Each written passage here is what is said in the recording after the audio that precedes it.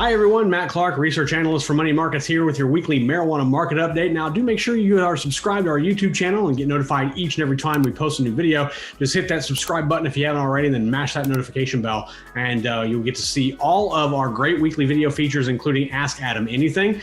This is where I get to sit down with Chief Investment Strategist Adam O'Dell and ask him any question, whether it's mine or yours, and get his insights into the stock market. We also have Investing with Charles.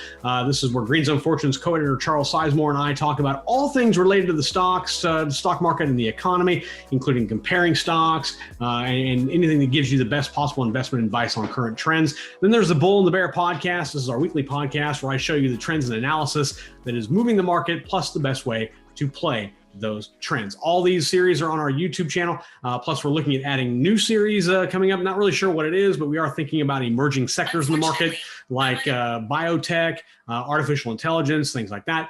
So make sure you keep it tuned here. We'll let you know what our plans are for that. Now, today I'm going to address a viewer question about a cannabis exchange traded fund that I've talked about previously.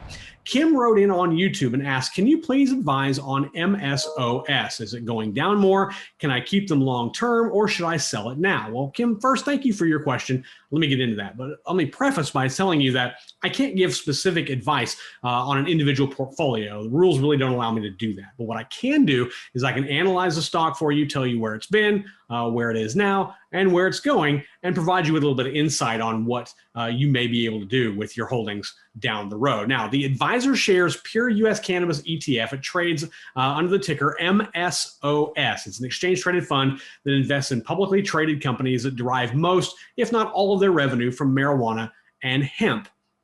Now, it's operated by AdvisorShares, by AdvisorShares Trust, rather, and the specific ETF was created on September 1st of last year. Now, the top 5 holdings as of the end of September this year in the ETF are AYR Wellness, trades over the counter under AYRWF. That's about 36.7% of equity holding. Innovative Industrial Properties trades on the New York Stock Exchange under IIPR. That's 34.9% of its equity. Grow Generation, which trades on the NASDAQ under GRWG. That's about 11% of its equity. Then you have Power REIT, which trades on the ticker PW. That is 5.6% of its equity. And then Hydrofarm Holdings Group, which trades on the NASDAQ under HYFM. That is 5.3% of its equity. It's important to point out here, this ETF only has positions right now in about 9 companies. The ETF had additional holdings in Green Lane Holdings Incorporated, as well as Charlotte's Web Holdings, but sold those positions at the end of August and September, respectively. Now, if we look at the stock chart for MSOS, we see the stock rose to a high of around $55 per share back in February. This was a time when all cannabis stocks were seeing a nice run up as talk of federal legalization was taking some kind of shape in Congress. However, after hitting that high, just like most other cannabis stocks, the stock MSOS started a downward spiral as those stocks quickly fizzled into what they are today, which is basically not much. Since reaching that high in February, MSOS has dropped nearly 50% of its value. It's now at around $27.66 per share as of recording today. Now, remember, this isn't unique to just this ETF. Most other cannabis stocks, with the exception of some of the REITs I discussed last week, and 2 of which this ETF actually holds, have fallen hard since the February run-up. Now, if we look at the total returns for MSOS, it tells a similar story. The ETF notched returns of more than 50% during its February run, but paired those returns quickly. Now, year to date, the ETF has a return of a negative 24.22%. So holding the stock has been a bit painful for investors, and I'm sure Kim is one of those, especially if they bought right before or right after the run at the first of the year. Now, we can also see the ETF is drawing a good amount of short interest from institutional investors. As you can see in February, there was virtually no short interest in MSOS. Now, remember, short interest in the stock is the number of shares that are basically sold short. The idea here is that the traders will borrow shares, hope for a downturn, and then sell those shares back at a lower price. The difference between the price paid and the price sold is all profit to the trader. The bet is the stock is going to go down, creating a larger profit for the short sellers. So shorts can also be used to indicate where a stock is heading. An increase in a short position is often viewed as a bearish indicator for a stock. And in this instance, we see the short position of MSOS went from nearly 0 in February to more than 1.5 million shares being sold short as of today. The highest number of shorts was just last month when there was 1.7 million shares sold short. Now, zooming in over the last 3 months, and you can see the increase in short positions of MSOS took off around October 10th. There really isn't much that would have triggered the move from around 1.2 million shares short to 1.7 million in that short amount of time, other than the continued decrease in the cannabis market. So to Kim's question as to whether MSOS will keep going down, I think the answer here is it will, but the question is by how much? I don't see it really going down much more than where it is already, unless some new news event drastically changes the landscape. So you have a few options here, Kim. You can sell your positions for whatever loss or gain that you might have. You can sell half your positions or a fraction of your positions for whatever loss or gain you might have, and keep the remaining part of your position open in hopes of a recovery of the stock. You can also hold and not do anything at all. Or you could actually buy more on this dip in price in hope for more profits when the stock does recover. That's a broad look at your options. And of course, they're more out there. And ultimately, it really depends on your investing strategy and what you're hoping to get out of it that will determine what the answer to your question is. And as I said, I think the bottom is near, but there's no guarantees of where that bottom might be.